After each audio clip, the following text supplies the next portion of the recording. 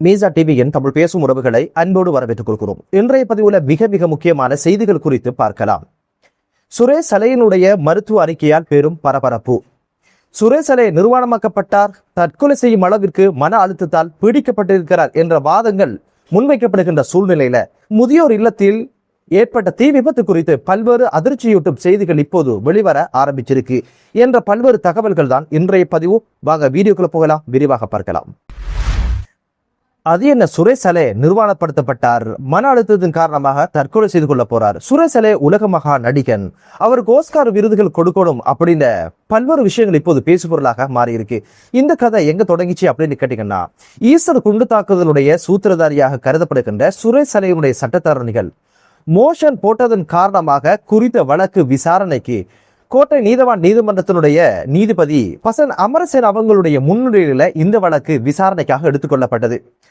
சுரேஷ் சலை சார்பாக முன்னிலையான ஜனாதிபதி சட்டத்தரணி சசீந்திர பெர்னாண்டோ என்ன வகையான வாதங்களை முன்வைச்சாரு அப்படின்னு கேட்டீங்கன்னா, சுரேஷ் சலையினுடைய மருத்துவ அறிக்கையில குறிப்பிடப்பட்டிருக்கின்ற பரிந்துரை செய்யப்பட்ட எந்த ஒரு விஷயத்தை சிஐடியினர் நடைமுறைக்கு கொண்டு வரல, நடைமுறைப்படுத்தல. அவருக்கு வழங்க வேண்டிய பிரத்யேகமான உணவுகள் கொடுக்கப்படுவதில்லை. ஒவ்வொரு நாளும் 30 நிமிடங்கள் காற்றோட்டம் உள்ள ஒரு இடத்துல சூரிய ஒளி படும் அளவுல அவரை வைக்கணும் அப்படின்னு ஒரு விஷயமும் சொல்லப்பட்டிருக்கு. அந்த ஒரு விஷயமும் நடைமுறைக்கு வரல. அதிக மன அழுத்தத்தின் காரணமாக, மனச்சோர்வின் காரணமாக அடுத்த கட்டம் தற்கொலை செய்து கொள்வதற்கான மனநிலையில் இப்போது சுரேஷ் சலை இருப்பதாகவும் மருத்துவ அறிக்கை சொல்லுது.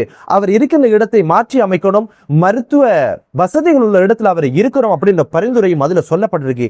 எந்த ஒரு விஷயமும் இங்கு கருத்துல கொள்ளப்படல, அதை நடைமுறை சிஐடியினர் அதை நடைமுறைப்படுத்தல அப்படின்ற ஒரு வாதத்தை முன்னிலைப்படுத்தியது மட்டுமல்லாம, சுரேஷ் சலை மருத்துவ குழுவை சந்திக்கும் போது அழுது கொண்டே பல்வேறு விஷயங்களை சொல்லியிருக்கிறாரு.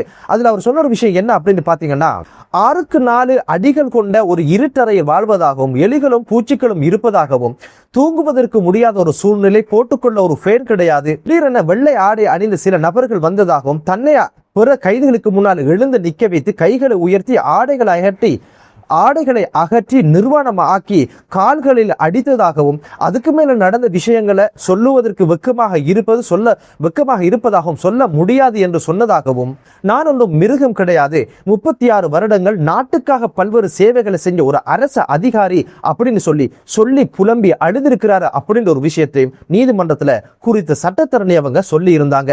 தனது வாதங்களை முன்வச்ச சட்டத்தரணி என்ன பண்ணிடுறாரு அப்படின்னு கேட்டீங்கன்னா, 2 மிக முக்கியமான கோரிக்கைகளை முன்வச்சாரு.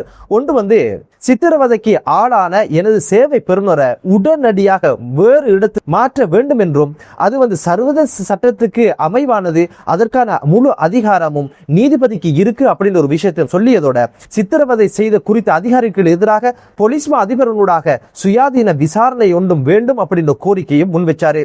இவருடைய ஒட்டுமொத்த வாதத்துல என்ன சொல்றாரு அப்படின்னு கேட்டீங்கன்னா, சுரேஷ் சலை தொடர்ச்சியாக சிஐடியினுடைய கஸ்டடியில இருந்தார், தற்கொலை செய்து கொள்வார், இப்போது இவர் மன உளைச்சல்ல இருக்கிறார் அப்படின்னு பல்வேறு விஷயங்களை தான் சொல்லி இருந்தாரு. உடனடியாக இவரை வேறொரு இடத்துக்கு மாற்றணும், அதுவும் மருத்துவ சூழல்ல தான் வைக்கணும் அப்படின்னு சொன்னது என்ன அப்படின்னு பாத்தீங்கன்னா, வைத்தியசாலையில அவரை சேர்த்துருங்க அப்படின்னு ஒரு விஷயத்தை தான் குறிப்பிட்டிருக்கிறாரு. இவரோட வாதங்கள் நிறைவுக்கு வந்த உடனே சிஐடியினர் தரப்புல முன்னிலையான மேலதிக சொலிசிட்டர் ஜெனரல் திலீப பீரிஸ் அவங்க என்ன வகையான வாதங்களை முன்வைச்சாங்க அப்படின்னு கேட்டீங்கன்னா, இந்த மோசம் போட்டு இந்த வழக்கை எடுத்தது திட்டமிட்ட ஒரு சதி. இவருடைய ரிட் மனு ஒன்று மேன்முறையீட்டு நீதிமன்றத்தில் இன்றைய தினம் விசாரணைக்கு வருது. அதுக்கு ஒரு ஒத்திகை பார்ப்பதற்கு அதுக்கான ஒரு மேடையாகத்தான் இந்த ஒரு விஷயத்தை எடுத்திருக்கிறாங்க. இதில் எந்த உண்மையும் கிடையாது அப்படின்ற ஒரு வாதத்தை முன்னிறுத்தினார். 4ஆம் தேதி மருத்துவ குழு இவரை பரிசோதனைக்கு உட்படுத்தது. ஒவ்வொரு புதன்கிழமையும் இவருடைய சட்டத்தரணியை இவர் சந்திக்கிறாரு. மனைவி, மக்கள் என்று அனைவரையும் அந்த தினத்தில் அவர் சந்திக்கிறாரு. அதுபோக ஒவ்வொரு வெள்ளிக்கிழமையும் போன்ல இவர் குடும்பத்தோடு பேசுவதற்கான அனுமதியும் கொடுக்கப்பட்டிருக்குது. எந்த ஒரு இடத்திலையும் இப்படியான வெள்ளையாடை அணிந்து வந்தாங்க, சித்திரவதை பண்ணினாங்க, நிர்வாணமாக்கினாங்க என்ற எந்த ஒரு செய்தியையும் அவர் சொல்லல. ஆனா இப்போதுதான் நீதிமன்றத்தில் இந்த ஒரு விஷயம் பேசப்படுது. உண்மையிலே அப்படியான ஒரு விஷயம் நடந்திருந்தா இவர் முதலாவது என்ன பண்ணிருப்பாரு, அவருடைய சட்டத்தரணிட்ட சொல்லியிருப்பாரு, குடும்ப உறுப்பினர்களிட்ட சொல்லியிருப்பாரு. அங்கு எதுவுமே சொல்லாம இப்போது இந்த விஷயம் பேசப்படுவதற்கு பின்னால் இருக்கின்ற செய்தி என்ன அப்படின்னு பாத்தீங்கன்னா, இது ஒரு திட்டமிடப்பட்ட ஒரு செய்தி. மனு மீதான விசாரணை இன்றைய தினம் எடுக்கப்படுவதற்கு ஒரு ஒத்திகையாகவும் ஒரு பரிசீலனையாகவும் இந்த ஒரு விஷயத்தை செய்யறாங்க அப்படின்ற ஒரு குற்றச்சாட்டை முன் வச்சிருந்தாரு. கணம் நீதிபதி அவர்களே, இவங்க எல்லாம் சாதாரணமா தற்கொலை செய்து கொள்றவங்க கிடையாது. இவர்கள் ராணுவ வீரர்களாக இருந்து 2017 இருந்து 2019 வரைக்கும் 8 குண்டுதாரிகளுடைய மூல செலவையை செய்து அவர்களை பராமரித்து வந்தவங்க, அவங்களை தமது கட்டுப்பாட்டுக்குள்ள வச்சிருந்தவங்க. இப்படியானவங்க எல்லாம் சாதாரண பிரச்சனைக்கெல்லாம் தற்கொலை செய்து கொள்ள மாட்டாங்க. அப்படி தற்கொலை செய்கின்ற அளவுக்கு இவர் வெறும் புடலங்காவும் கிடையாது. இவர் அழுது புலம்பி ஏதோ ஒன்றை சொல்லியிருக்கிறாரு. ஓஸ்கார் விருது பெறுவதற்கு இவருக்கு தகுதி இருக்கு. அந்த அழுகையெல்லாம் எம்மிடம் விடுபடாது. அழுது புலம்பி புலம்பி அத்தனையும் சொன்னவர் எதற்காக அடித்தவங்க யாரு, சித்திரவதை செய்தவங்க யாரு என்பதை சொல்லல அப்படின்ற கேள்வியையும் கேட்டிருந்தாரு. சித்திரவதை செய்தாங்க, ஆடை கலட்டினாங்க, அடிச்சாங்க, பிடிச்சாங்க, இத்தனையும் சொல்ல தெரிஞ்சவருக்கு யார் அடிச்சாங்க சிஐடிக்குள்ள என்ற ஒரு விஷயத்தை ஏன் இவர் சொல்லல? வெக்கமா இருக்கேன்னு சொல்லியிருக்கிறாரு. இவ்வளவு சொன்னவர் எதற்காக வெக்கப்படணும்? அதையும் சொல்லியிருக்கலாமே அப்படின்ற வாதத்தையும் முன்வைத்தாரு. இருதரப்பு வாதங்களை பரிசீலித்த நீதிபதி அவங்க என்ன பண்ணினாங்க அப்படின்னு கேட்டீங்கன்னா, எதிர்வரும் 10ஆம் தேதி தீர்ப்பு வழங்குவதாக சொல்லி அந்த அமர்வை நிறைவுக்கு கொண்டு வந்தாங்க. சுரேஷலை இதுவரைக்கும் அவருடைய லேப்டாப் மற்றும் போன்களுடைய பாஸ்வேர்டை கொடுக்காம அடம்பிடிக்கிறதாகவும் சொல்லப்படுது. அது மறந்தாச்சு, எனக்கு நினைவுல இல்லை அப்படின்னு சொல்றதாகவும் இப்போது பல்வேறு விமர்சனங்கள் சொல்லப்படுது. கைது செய்யப்பட்டுட்டா மறதி வந்தாச்சு, மயக்கம் வந்தாச்சு, மனநிலை சரியில்லை, மன வருத்தம், தற்கொலை செய்கின்ற சூழ்நிலை உருவாகி இருக்கின்ற பல்வேறு விஷயங்களை அடித்து விடுகிறது தான் அதிகாரம் படைச்சவங்களுடைய பண்பாடாக இருக்கிறத பார்க்க முடியுது. என்னதான் இருந்தாலும் ஆடி கறக்கிற மாட்டை ஆடியும் பாடி கறக்கிற மாட்டை பாடியும் கறப்பது போல நிச்சயமாக சிஐடியினர் பாஸ்வேர்டையும் கறந்து அதுக்குள்ள என்னென்ன விஷயங்கள் இருக்கு அப்படின்னு ஒரு விஷயத்தை நிச்சயமாக கண்டுபிடிப்பாங்க அப்படின்னு நம்பிக்கை இப்போதும் மக்களுக்கு இருக்கு. அடுத்த செய்தி என்ன அப்படின்னு பாத்தீங்கன்னா, கொரோனா முதியோர் இல்லத்தில் ஏற்பட்ட தீ விபத்தின் காரணமாக இப்போது மரண எண்ணிக்கை 12ஆக ஆகியிருக்கின்ற இந்த சூழல்ல இது குறித்த விசாரணையில பல்வேறு திடுக்கிடும் செய்திகள் இப்போது வெளிவர ஆரம்பிச்சிருக்கு. முதலாவது என்ன அப்படின்னு பாத்தீங்கன்னா, குறித்த காப்பகத்தினுடைய உரிமையாளர் இசுரு அனுஷ்க கைது செய்யப்பட்டு 11ஆம் தேதி வரைக்கும் விளக்குமறியல வைக்கப்பட்டிருக்கிறாரு. இவருக்கு எதிரான குற்றச்சாட்டு என்ன அப்படின்னு பாத்தீங்கன்னா, மனநலம் பாதிக்கப்பட்டவங்களை சங்கிலியால் கட்டி தடுத்து வைத்த என்ற குற்றச்சாட்டில் தான் இப்போது இவர் கைது செய்யப்பட்டிருக்கிறாரு. அதுபோக இப்போது விசாரணையில தெரிய வந்த விடயங்கள் என்ன, இப்போது சமூக மட்டத்தில் பேசப்படுகிற விடயங்கள் என்ன அப்படின்னு பாத்தீங்கன்னா, 15 பேரை வைத்து பராமரிக்க முடியுமான அளவிலான வீட்டில் தான் 70 பேரை இவர்கள் பராமரித்து வந்தாங்க அப்படின்ற குற்றச்சாட்டும், இவர்களை கவனித்துக் கொள்ள வெறுமனே 5 ஊழியர்கள் தான் சேவைக்கு அமர்த்தப்பட்ட குற்றச்சாட்டு முன்வைக்கப்படுவதோட சேர்வு கட்டணமாக 75,000 ரூபாயும் மாதாந்த 35,000 ரூபாயும் இவர்கள் பெற்றுக்கொண்டதாகவும், ஆனால் எந்த ஒரு அடிப்படை வசதிகளும் அங்கு இல்லாத சூழ்நிலையில் தான் இந்த முதியோர்கள் பராமரிக்கப்பட்டு வந்தாங்க அப்படின்னு ஒரு விஷயம்.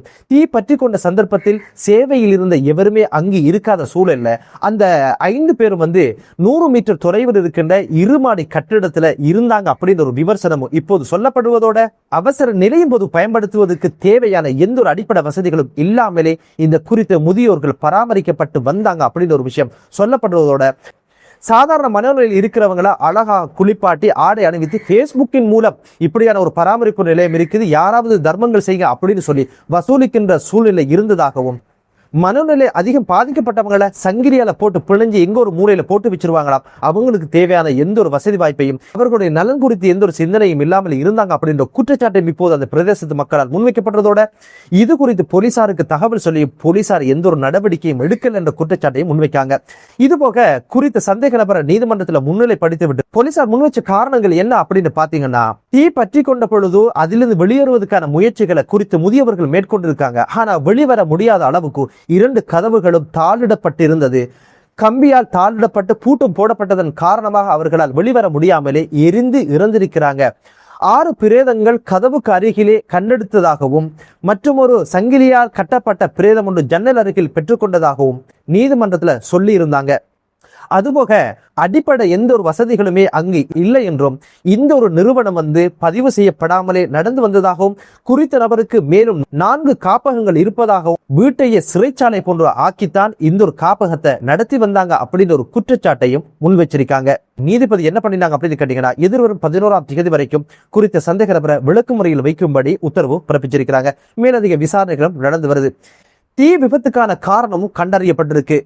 நீர் இறைப்பதற்கு பயன்படுத்தப்பட்ட ஒரு மோட்டார், அதுக்கு பக்கத்தில் இருக்கின்ற ஒரு பிளக்ல ஏற்பட்ட மின் கசிவின் காரணமாக அதுக்கு அருகில் இருந்த 50 தொடக்கம் 60 வரையிலான படுக்கைகள்ல தீ பற்றி கொண்டதன் காரணமாகத்தான் இந்த தீ விபத்து ஏற்பட்டிருக்கு அப்படின்ற ஒரு விஷயம் சொல்லப்பட்டிருக்கு.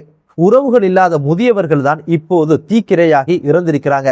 இது போன்ற நிறுவனங்களை கவனிப்பதற்கான அரசு அதிகாரிகள் இருந்தும் அரச நிறுவனங்கள் இருந்தும் எதற்காக இது குறித்த விசாரணைகள் மேற்கொள்ளப்படல? வணிக நோக்கில் இது இடம்பெறுமாக இருந்தால் நிச்சயமா ஏன் அதற்கு எதிராக அரசு அதிகாரிகள் நடவடிக்கை எடுக்கல என்ற கேள்வியும் இப்போது எழ ஆரம்பிச்சிருக்கு. இதுக்கு பின்புலமாக இருந்த அலட்சியமாக இருந்த அரசு அதிகாரிகளுக்கு எதிராக நடவடிக்கை எடுக்கப்படணும். வெறுமனே காப்பகத்தினுடைய உரிமையாளர் மட்டும் சட்டத்துக்கு முன் நிறுத்தப்படுவதை தாண்டி இதை கவனிக்க வேண்டிய, இதை பரிசீலனைக்கு உட்படுத்த வேண்டிய, இது குறித்த ஆலோசனை வழங்க வேண்டிய, இது சட்ட ரீதியாக இல்லைன்னா அது சட்ட ரீதியாக ஆக்குவதற்கான வழிவகைகளை செய்ய வேண்டிய அரசு அதிகாரிகள் ஏன் இது குறித்த நடவடிக்கை எடுக்கல? அந்த அதிகாரிகளுக்கு எதிராகவும் நிச்சயமாக அவர்களுக்கு எதிராகவும் சட்ட நடவடிக்கை எடுக்கப்பட வேண்டும் என்ற ஒரு வினயமான ஒரு வேண்டுதலோட இது போன்ற அவலங்களுக்கு அரசு முற்றுப்புள்ளி வைக்கட்டும் என்ற பிரார்த்தனையோடு மற்றொரு காணொலியிலே உங்கள் அனைவரையும் சந்திக்கும் வரை விடைபெறுகிறேன். நன்றி.